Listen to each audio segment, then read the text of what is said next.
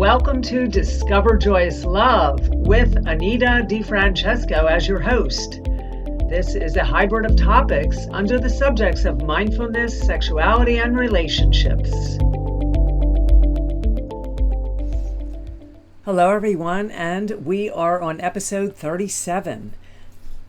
The topic this time is the dating chase worth it? So I wanted to talk to you about dating and chasing and who should do the chasing in a relationship. Why is it that men are labeled as the hunter and gatherer? Why are they the ones allowed to go out and chase the woman and it be okay? But when the woman wants to chase the man, it's not okay. It looks like she's obsessive or crazy or stalking. But when the man chases her, it's a known thing that men chase women. Well, guess what, folks? We are in a different stage, a different time. In the modern times, the woman or the man could do the chase, and it's okay. Stalking and obsession, codependency and neediness and addiction are just other factors that could be in the fabric of that person's psychological character. But that's a whole nother thing. But let's talk about why people chase each other, whether they've dated and they broke up and they start chasing again, or they're looking for that oxytocin high, that fill that makes them feel like they, the novelty of each other has worn off, and so they want to have that newness again, that oxytocin fill, that it's the beginning. But one thing I want to say as a Tantra, my work is Tantra Wisdom. You're listening to Discover Joyous Love podcast. And I'm Anita DeFrancesco. And what I want to say is that when you learn to practice the sacred art of Tantra, that whole chase thing doesn't really mean anything because it's objective to the soul. It doesn't make any sense. Basically, chasing is ego fulfillment. There could be some narcissism in there with people, but that's a lot of ego fulfillment. People need to fill their egos. I don't know if you've heard of an expression, chase him or her until they catch you. And that's true too, because sometimes it's a synergy that happens between two people. But actually, let's get to the point. What is chasing a man or woman? A lover, a beloved. Is it the first time you met someone or you noticed them, but you haven't dated yet and you're just friends and you show up where they are, or you try to reach out to them for, coffee dates and things of that sort, but it just doesn't seem to connect, or maybe it does, and that person likes the fact that they're being given the attention, so to speak. I mean, it's really about attention, and it's also about people keeping you hanging on a hook. Now, let's face it, men love it when women chase them. Whether they like her or not, they just love it because it makes them feel, like they're worthy, like their self-esteem is great, like they're sexy, and all the women want them. So this fills their ego. They start to think that, wow, everyone wants me, all the women want me. And vice versa, women, when a man chases her, sometimes she feels annoyed or pressured or even in fear, because a lot of time men can come on strong to a woman, and a woman always has to be mindful about sexuality and things of that nature. But I think that when a woman is getting chased by a man, she kind of likes it only if she likes the man. But if she doesn't like him, then she's not into it. But a man does not have to be into the woman for the women to chase him. He just will continually soar in his ego, and he will continually just feed off of that energy. We're talking about, is the dating chase worth it on Discover Joyous Love? Hello, and we're talking about, again, is the dating chase worth it? Now, in some instances, dating can seem like it's an addiction. And so some men or women, they just chase everyone. They want to have that But a lot of time people do this because they're avoiding their emotions and feelings and the truth and commitment. So they feel by chasing or being chased that that is a relationship to them, because that's actually, they're feeding off of that. But it's not real. A lot of it has to do with, padding the ego, so to speak. Now, let me talk to you about something new. The novelty wears off. Men submit to the natural impulse of the brain more frequently than others, and they retrain their brain to find something new. So this is some research that I have come up with, that I've been researching online here, that they retrain their brain to find something new in the old. So the novelty wears off. The novelty of sex and love. But if you practice Tantra wisdom, Tantra classes, that novelty never wears off. You start to relearn how to create the new, and you start to learn how to go deeper in your love, deeper in your relationship, learning how to appreciate each other as if it were the very beginning. You have to practice Tantra to understand what I'm saying. I've never really been into the chase. I do remember when I was very young in high school, we would like a boy and we would chase them, or they would chase us. But the man would only, like I said, the men would love when women chased them, whether he was into her or not, but the woman never liked it if the man chased her and she wasn't into him. So it's quite a difference there. And because it can be scary after a while. But depending on the degree of your chase, is it very flirtatious, casual, kind of fun and fluid? Or is it like aggressive and compulsive and I've got to have you, I got to be there? Or so, there is fun in the chase, the flirting, like the flirtatiousness of it all. Wondering, the desire is natural to wonder. Whether you're in a committed relationship or not, or your relationship is sort of taking different levels and you're getting used to each other, wondering is a natural desire to have. And again, you can work and refine the natural desire that lives within you with your beloved that you've been with for a while through Tantra. So this is what I want to say. Learning the art of Tantra can bring you back to the beginning over and over again, as if you're making love for the first time. Yeah, the chase is exciting and challenging, and it's kind of something that is more like a sport, I would say. It's more something that you can it's more the muscle rather than the tissue of the body. It's more the muscle, the more like you want to grab onto something, but really not. There's that part of you that just wants to stay free and be in limbo with that whole thing. Here's my question for you. Are you addicted to the dating chase? Now, some people get addicted to that stuff, and I don't mean heavy-duty addiction. I mean that this is becoming a patterned habit.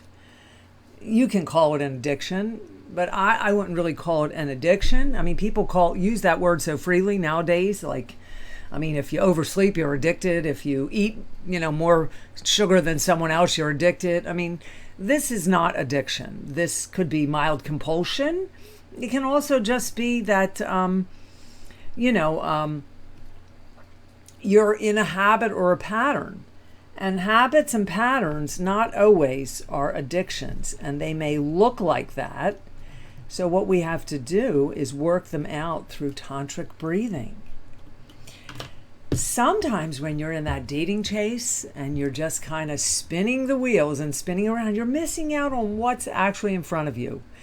You're missing out on something that could be, because you're looking beyond and you're not paying attention to yourself. You're looking outside of yourself, because that means that there's a part of you that you don't love about yourself. And there's that part of you that is wanting to escape. Now, it's hard to get, and it's more desirable. So the hard to get, like chasing her, chasing him, they become more desirable. So your senses start to become, the oxytocin rises, your senses become alive and aggressive. But Is it really real? What happens when you do catch up to each other and you really become together with each other? Is that all there? Maybe that was the way of sex. Now, sex doesn't have to be with a partner. It doesn't have to be a masturbation, and it doesn't have to be physical. It can just be an action.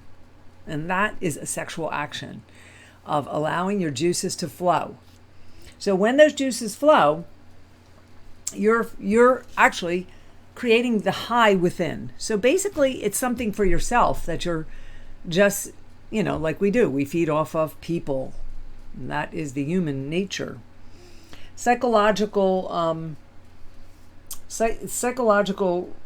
reasoning of the lure of the dating chase. So there's this lure that happens. It becomes more of a psychological thing rather than a feeling. So sometimes there are no feelings there when you are in the chase. And you're not really even knowing if it is something that you really want. And it may not even be a human being that you're having this pattern habit of chasing. It could be anything in your life. You might be the type that likes to chase a job down, chase different things in your career, or you want to run after things all the time rather than them being right there for you. And so part of it is being void of the present moment that we learn to live in. Because when we have the chases there, we're kind of holding on to things more in the past.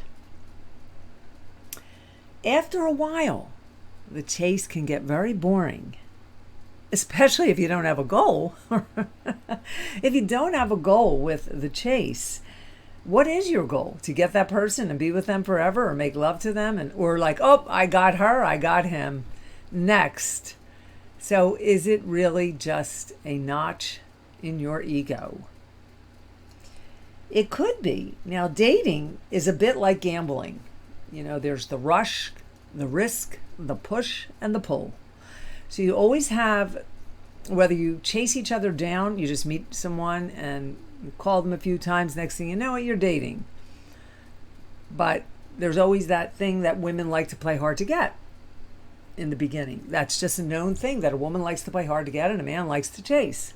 But that's changing these days. It seems like the men play hard to get now, and the woman does the chase. So it is a bit like gambling. And the rush is there, the risk is there, the push, the pull. Chasing is a high associated with the thrill of the chase. So it's a high associated with the thrill of it.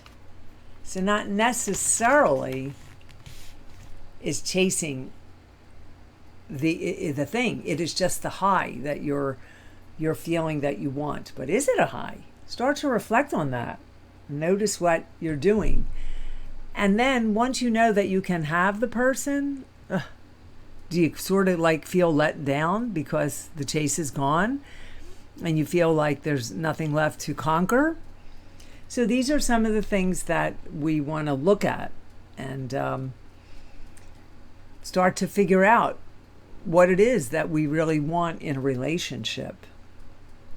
Sometimes a dating chase validates self-worth, self-esteem through the partner. If that partner is somebody, high substantial, high status in life, he or she, and they're better than you, they have more money, better looks, better built, a better career, and the fact that you're chasing them and this validation happens, that makes you feel a little bit stronger about yourself, a little bit more self-confidence.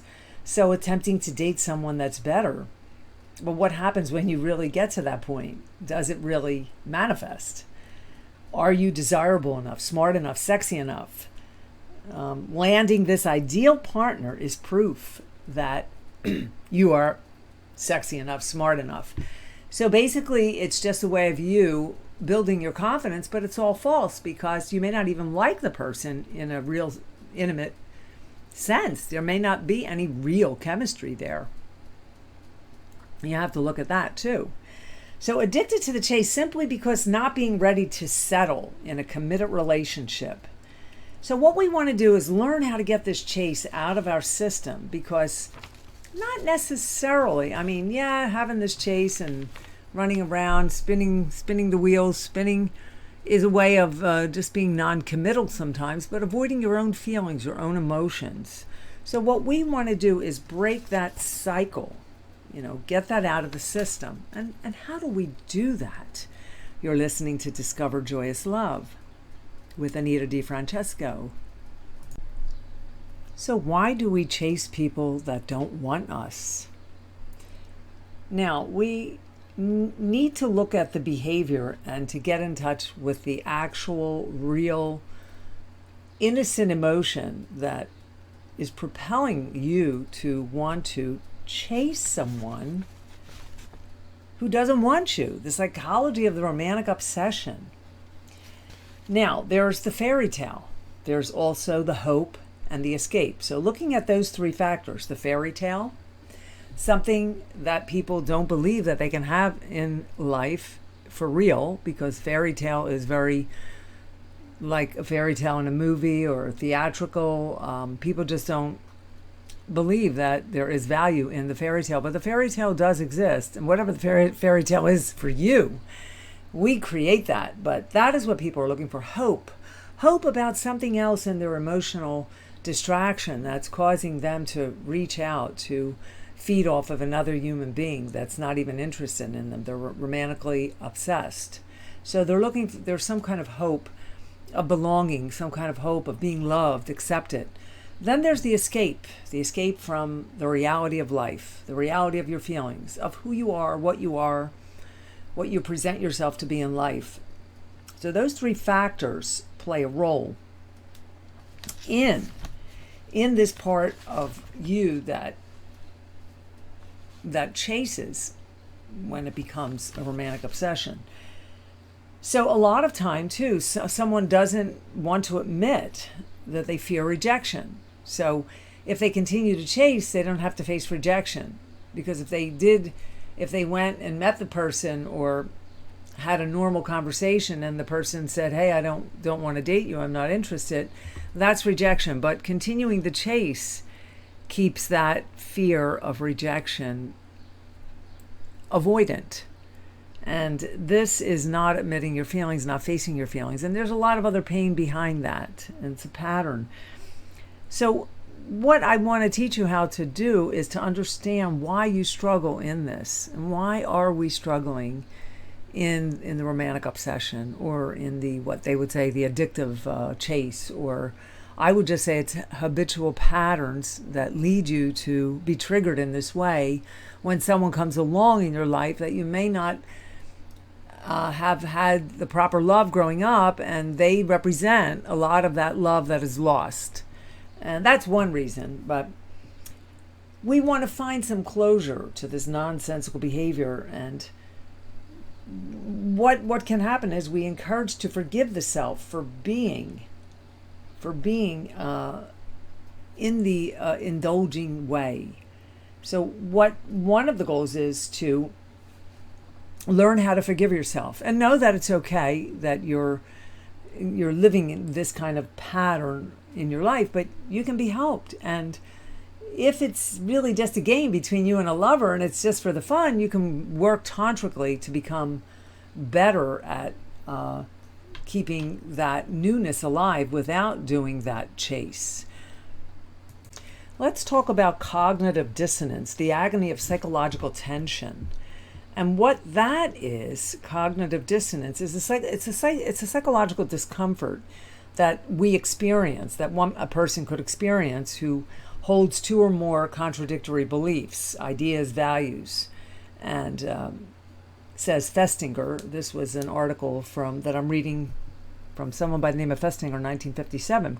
When present, dissonance makes it extremely difficult to focus on anything but the cause of the tension and a means to reduce it. So what happens is that the person doesn't know how to be present. Now, when you take Tantra and spirituality classes, you learn how to get into your higher power.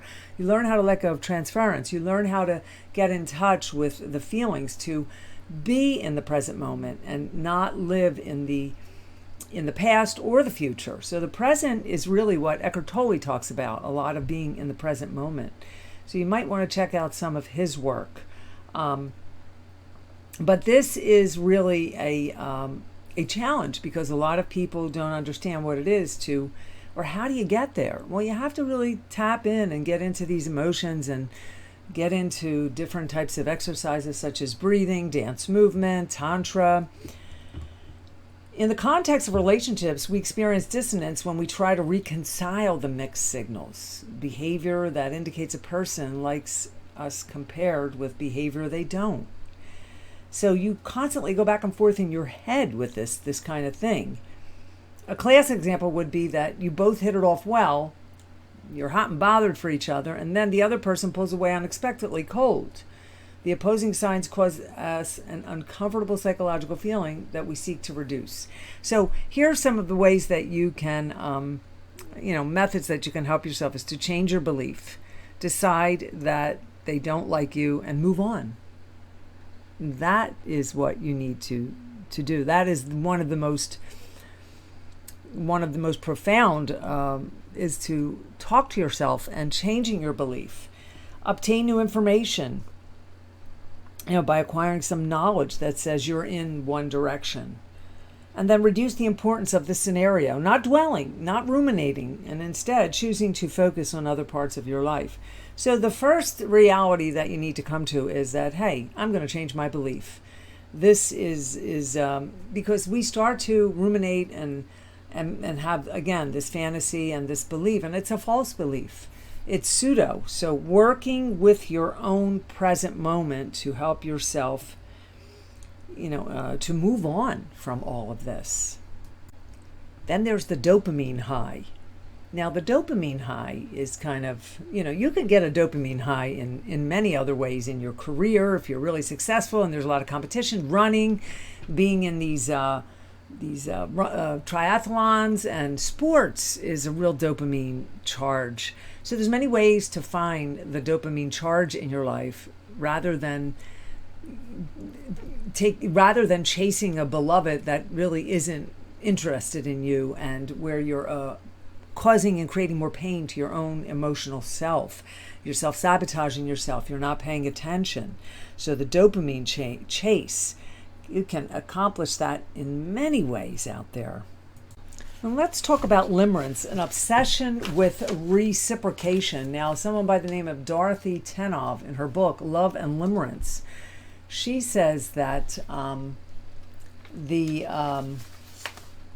experience of being in love, and she defined limerence as the cognitive and emotional state of being infatuated or obsessed with another person. Now, you have to know there's a difference between infatuation and obsession, and that it's typically experienced involuntarily and characterized by desire for reciprocation of one's feelings. So you're waiting and wanting that person to respond, to react, and this is you're waiting for that reciprocation, and which may never happen because you're romantically obsessed with someone. So how do you separate limerence from love and infatuation? There are 4 vital signs to look for in yourself. You find yourself continually thinking about the person and unable to focus on the daily activities without seeing the relevance to them.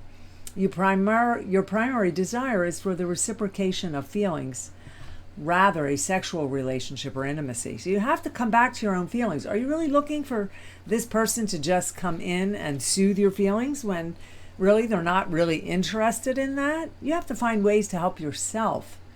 Your focus is on winning the person over rather than their happiness or welfare. And there goes your ego stepping in. You're compulsively reading into the person's behaviors and drawing conclusions. Example, examining text length and frequency extensively. So it's, again, an escape of falseness, a pseudo kind of behavior you create within yourself, out of yourself, because you're avoiding yourself. So as Tenov, she was a psychologist, Dorothy Tenov, in her book, Love and Limerence, she says that those with limerence will refuse to take no for an answer. Almost nothing done by the subject of the fantasy will discourage a limerent from their pursuit. Every perceived obstacle or rejection is reframed as a challenge to overcome. So is this your big challenge in life? Maybe you need to focus on a career, get involved in some type of sport or some kind of groups and things that where you can find competition in your life and things that would fill the needs, that the voidance, the emptiness that you have inside. So you're listening to Discover Joy's Love, Anita DeFrancesco, and this is episode 37, and our topic today is the dating chase worth it? It all depends what you're doing it for and where you are in your emotional state. Okay, so I think that this is where I'm going to leave us off, folks, with this topic. It's involved, but what I can say is you either chase the person or they chase you until they get you. But do you need the chase? Check out my work, tantrawisdom.com. I wrote a book called Live Free. It'll show you how to live fluidly, freely, without all of this struggle and tension that makes us live in pain and exist in pain. There's no need to exist in pain. I'm also the author of a true crime book, the DonnaGentileStory.com, and that is something you can also find that book on Amazon. But check me out on Facebook and all of the other social medias there. Thank you for tuning in to Discover Joyous Love.